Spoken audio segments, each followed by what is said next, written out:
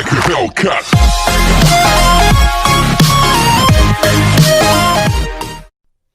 Akkam jirtu daawwattoota koo maraaf har'a guyyaa har'aa kana wanta addaa tokko isiniif qabadhee dhiyaadheen jira. Akkasuma warroota chaanaalii koo subscribe gochuudhaan wantoota haaraa gadhiifamuuf immoo mallattoo bilbilaa tuquudhaan hordofuu dandeessu.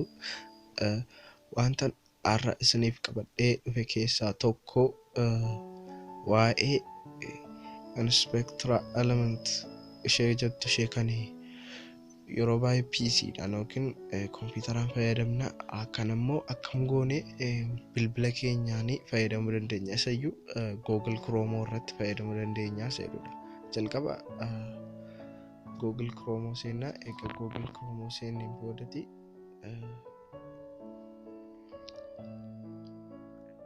gara mallattoo sadii ishee jirtu sanatti geenya. Isa booda bookmark kan jettu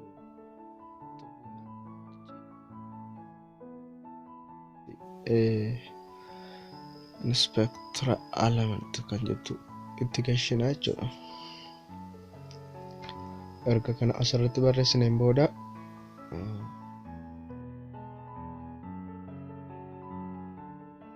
element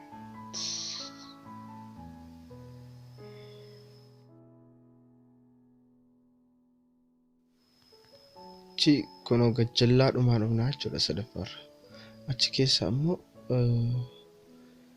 ani barreeffamicha keyboard irraa sababiin qabuuf koppii gochuu nan gaafatu.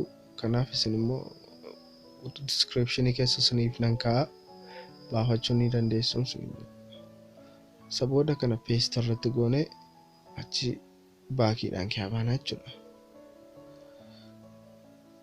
Gaafa kiyaabaanu achi meegaa Google seenne ilaallaan.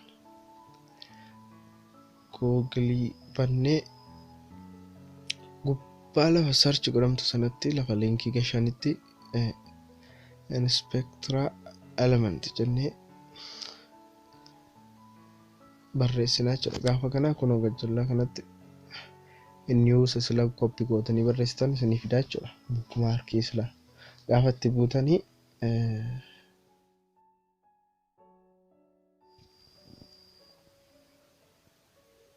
barbaadaa ragama.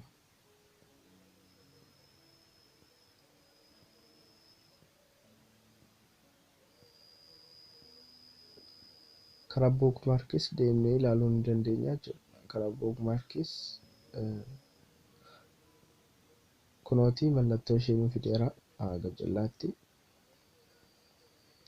Mallattoo kana gaafa gadi buusnee yookiin itti buunu inni nu fidaa jechuudha. Inspector element kan ta'e kana kunooti akkuma kompiitaraatii hundisaa.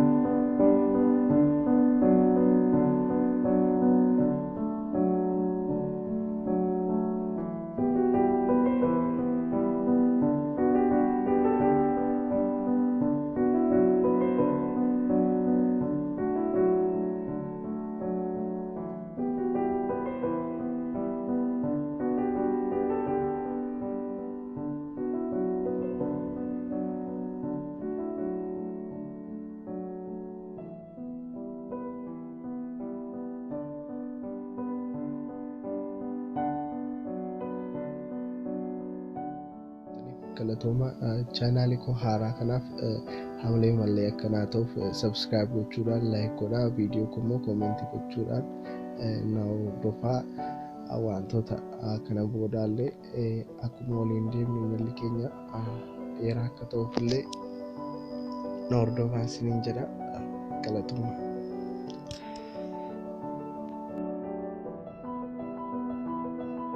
Like a Hellcat.